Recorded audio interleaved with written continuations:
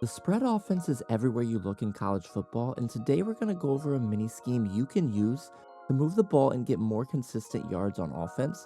So, that being said, let's dive right into it. All right, guys, we got this. Let's go. Gun white trip sweep. Pros X go. On one. On one. Ready? Hey.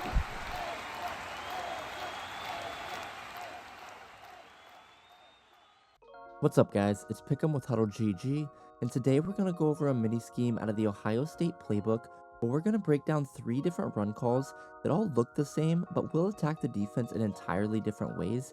And at the end of this video, we're also going to talk about an easy cover 3 bomb we can mix in with the run plays that we're going to use. So let's get right into it. And the formation that we're going to be in is going to be spread-wise slot weak. And the first run play we're going to talk about is going to be the power read.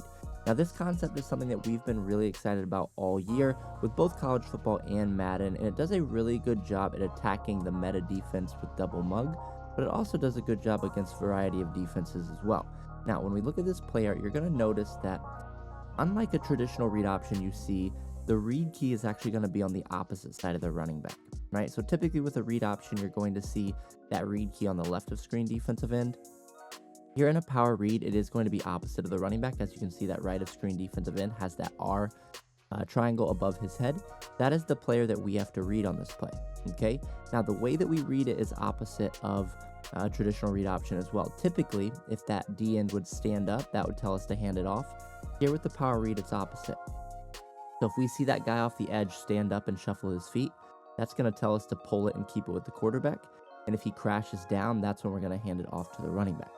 Okay, so we're going to run it first against the, with that player crashing down. So you'll see what it looks like when that defensive end crashes down first. Again, that defensive end on the right side of the screen, that is our read key. If we say hike and we see him crash down, we're just going to hand the ball off, and you're going to see all this space we have out here to the right side of the screen to make something happen and get some big yardage down the field.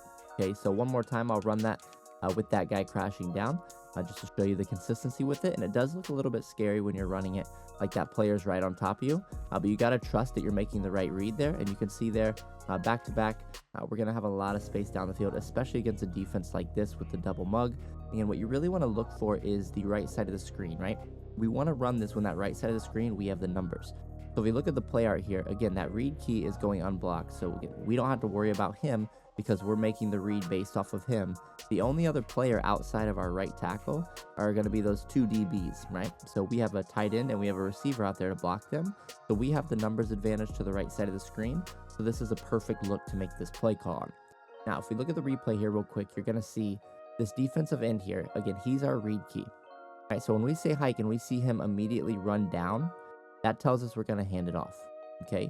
So when this guy immediately runs downhill, we're going to hand this off, and you can see he's attacking the quarterback, right? So there, we're going to hand it off. He attacks the quarterback, and we have all that space with our running back to get some easy yardage. Now, like I said, you can keep it with the running back as well, so we're going to show you what it looks like there. So if they do play the running back here, you're going to see that defensive end shuffle his feet and stand up, and that's when we're going to keep it with the quarterback. Again, to pull it with the quarterback, you just want to push A again or your hike button after you've already said hike. But you're going to see our left guard is pulling on this play. So we're going to follow him, and it's going to be really a power to the right side with our quarterback if we keep it, okay? So if we say hike and we see that guy stand up, shuffle his feet, we're going to pull it with the quarterback, keep it, and you can see how we have a ton of space available with him as well. This is a really, really effective play where we have 2 options where we can hand it off to that running back, or we can keep it with the quarterback. Again, it is all dependent on what this guy does. So on this rep here, you're going to see that this guy stands up and shuffles his feet like that. That tells us we're going to keep it with the quarterback, and you can already see number 74, our pulling guard. He is leading right into the hole that we want to run into, right? So again, here, we're just going to follow him, and we're going to be able to get ourselves some easy yardage down the field with this power read call.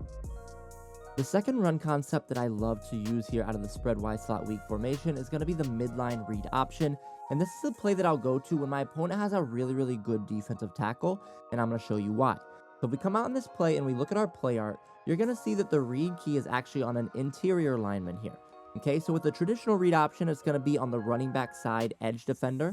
And then we just talked about with the power read, it's on the edge defender opposite of the running back. Here with the midline read option, it's going to be on a defensive tackle or an interior defensive lineman. Now, the reason why I like this if my opponent has a good defensive tackle up the middle is because we talked about the read key is going unblocked. right? So if our offensive line is having a hard time blocking that defensive end or that defensive tackle, let's just not block him and run the midline read option. I'll show you what I mean. So if we look at this play here and we have them play the quarterback, again, this is going to be more like a traditional read option, whereas if that read key stands up and shuffles his feet, that's going to tell us that we're going to hand the ball off. And if he crashes down, that's when we're going to keep it with the quarterback. Okay, so this first one here is going to be when he stands up. So if we say hike and we see him shuffle his feet like that and stand up, we're just going to hand the ball off, and you're going to see how we have the potential to really take this for some big yards down the field. Now, if we look at the replay, you're going to see why this can completely take away a good defensive tackle, right? So this player right here was our read key. So let's say that they have one of the best defensive tackles in the game, and he's just destroying your offensive lineman. If we pull this play out, you're going to see our offensive lineman ignore him, right?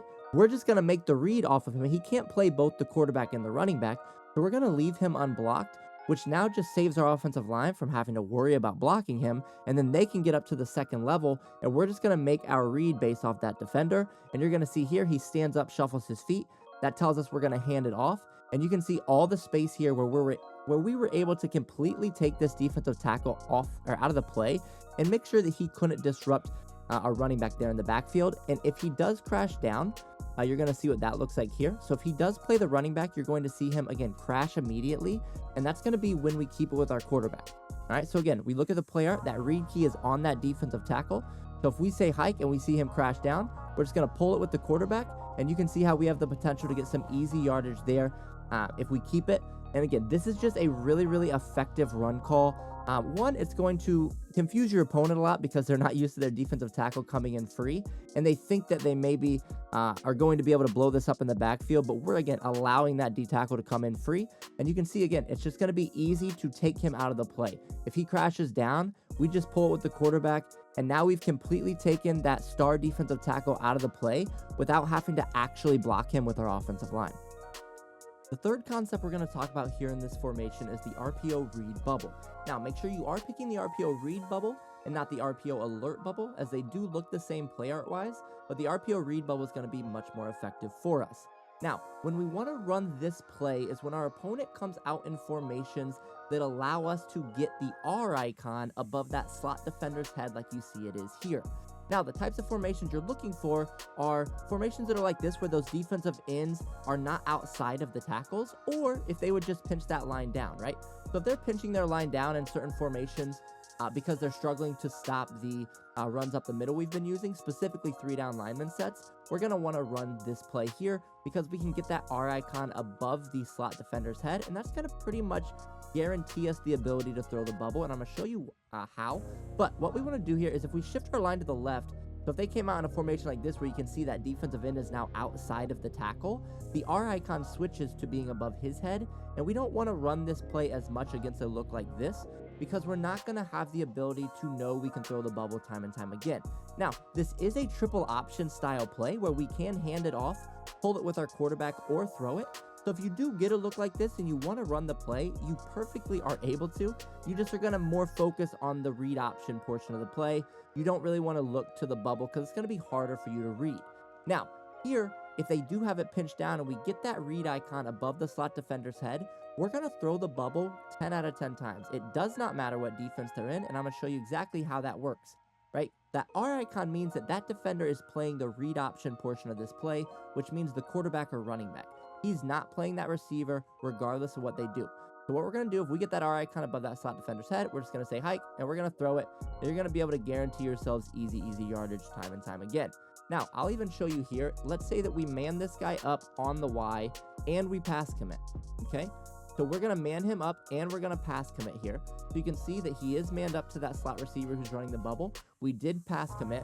I don't really care as an offensive player. If I see that R above his head, I'm going to say hike, and I'm going to throw this because you can see he is focused on the read option portion of the play, as I said. Now, you will see him sometimes shuffle his feet. What that means is he's playing the quarterback, okay? So it doesn't mean that he is going to play that receiver. As I said, he never will. So let's say we're going to man him up again, we're going to pass commit again, and we're going to have an option play the quarterback. You're going to see that he reacts a little bit differently. So if we look at the replay here on the last play, you can see immediately he crashes down, right? So that's an easy tell for us. We're just going to make that throw over and over again, right? There will be times where he stands up and shuffles his feet. We're still going to throw it if he does that. Like I said, the only thing we're really looking for is that R icon above the slot defender's head. If we get that, we're throwing the bubble. So if we say hike here, you're going to see that he shuffles his feet. It doesn't matter. Even if he doesn't crash down right away, he's not playing the bubble. Again, he's focused on the quarterback or the running back. So no matter what your opponent does, if they align their defense incorrectly and get that read icon above the slot defender's head, we're going to be able to throw it to that bubble every single time. These run calls will give your opponents fits on the defensive side of the ball, but you'll want to have a pass play that complements these as well. We are less than 200 subscribers away from 50,000, so if you hit that subscribe button today and help us get there, you'll get immediate access to a cover 3 bomb we can use out of the same formation to attack down the field. Once you subscribe, just go to our homepage and the video will be available to you.